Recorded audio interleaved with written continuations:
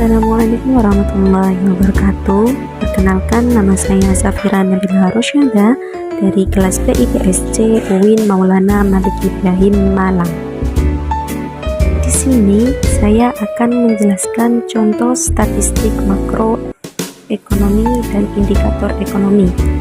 Sebelum membahas contohnya, saya akan menjelaskan secara singkat macam-macam statistik dan indikator ekonomi.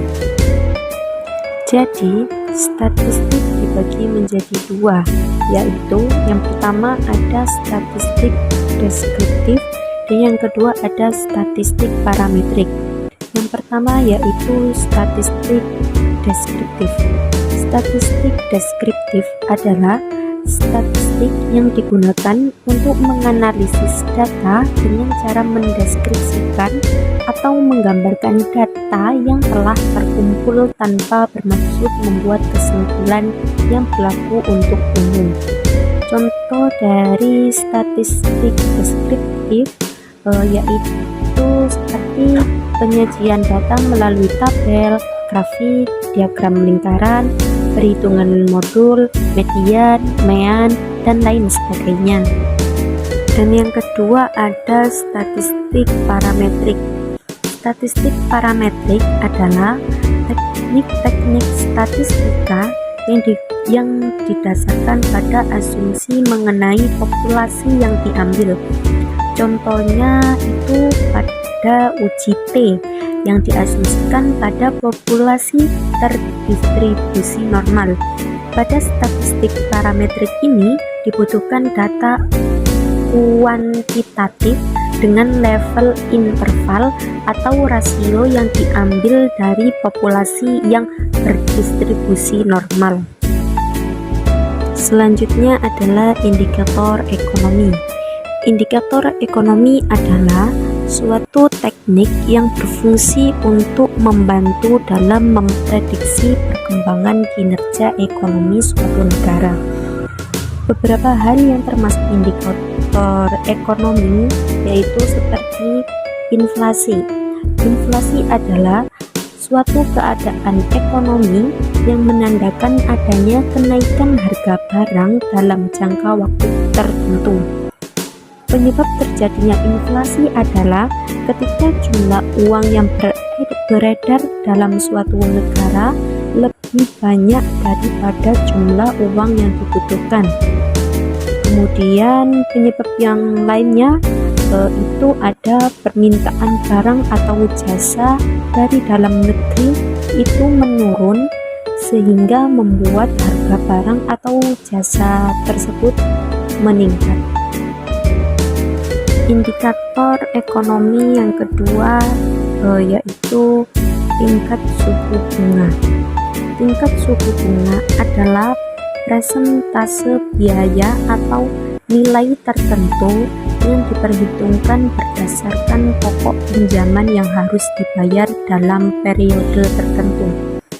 Tingkat suku bunga yang tinggi dapat menyebabkan pasar saham menurun karena adanya pinjaman yang mahal sehingga seseorang akan cenderung mengurangi pengeluaran.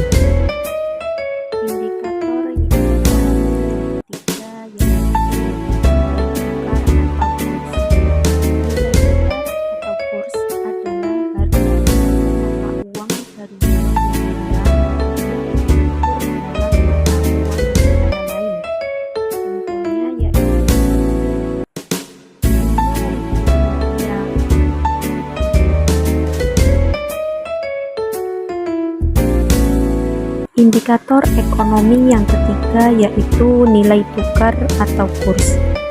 Nilai tukar atau kurs adalah harga sebuah mata uang dari suatu negara yang diukur dalam mata uang negara lain. Contohnya yaitu ketika kita menukarkan Rp5.000 dalam bentuk dolar, itu sama seperti sekitar Rp77.698.000. Indikator ekonomi yang terakhir yaitu yaitu pertumbuhan ekonomi. Pertumbuhan ekonomi dapat diartikan sebagai proses perubahan kondisi perekonomian suatu negara secara berkesinambungan menuju keadaan yang lebih baik dalam periode tertentu. Pertumbuhan ekonomi ditandai dengan beberapa ciri-ciri, diantaranya seperti bertambahnya produk barang dan jasa, bertambahnya output per kapita, dan perubahan pada struktur ekonomi. Baik, di sini ada nilai PDB menurut lapangan usaha tahun 2009 sampai 2011 dan laju pertumbuhan dan sumber pertumbuhan tahun 2011. Di sini, perekonomian Indonesia pada tahun 2011 tumbuh sebesar 6,5% dibanding pada tahun 2010.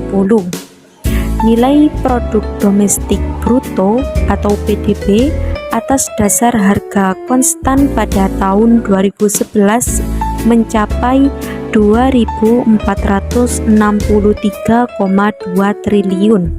Sedangkan pada tahun 2010 dan 2009 masing-masing sebesar 2.313,8 triliun dan 2.178,9 triliun. Bila dilihat berdasarkan harga tersebut, PDB pada tahun 2011 naik sebesar 990,8 triliun, yang pada tahun 2010 sebesar 6.436,3 triliun menjadi sebesar 7.427,1 triliun pada tahun 2011. Selama tahun 2011, semua sektor ekonomi mengalami pertumbuhan. Pertumbuhan tertinggi terjadi pada sektor pengangkutan dan komunikasi yang mencapai 10,7%, diikuti oleh sektor perdagangan, hotel, dan restoran yang mencapai 9,2%, sektor keuangan, real estate, dan jasa perusahaan mencapai 6,8%, sektor jasa-jasa dan sektor konstruksi masing-masing 6,7%, sektor industri pengolahan 6,2%, sektor listrik, gas, dan air bersih 4,8%, sektor pertanian 3,0%, dan sektor pertambangan dan penggalian 1,4%. Pertumbuhan PDB secara keseluruhan yang besarnya 6,5%.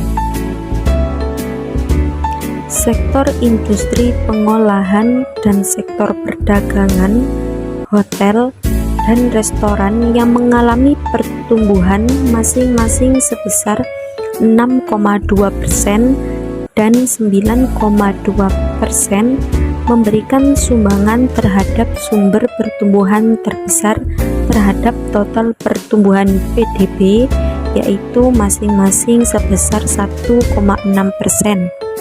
Selanjutnya diikuti oleh sektor pengangkutan dan komunikasi yang memberikan peranan sebesar 1,0%. Kesimpulan dari penjelasan di atas adalah statistik dibagi menjadi dua, yaitu statistik deskriptif dan statistik parametrik. Selanjutnya ada indikator ekonomi yang dibagi menjadi 4, yaitu inflasi, tingkat suku bunga, nilai tukar atau kurs, dan pertumbuhan ekonomi. Sekian video pembelajaran dari saya. Semoga apa yang saya sampaikan dapat membantu memudahkan belajar kalian. Sekian dari saya, kurang lebihnya saya mohon maaf sebesar-besarnya. Assalamualaikum warahmatullahi wabarakatuh. See you.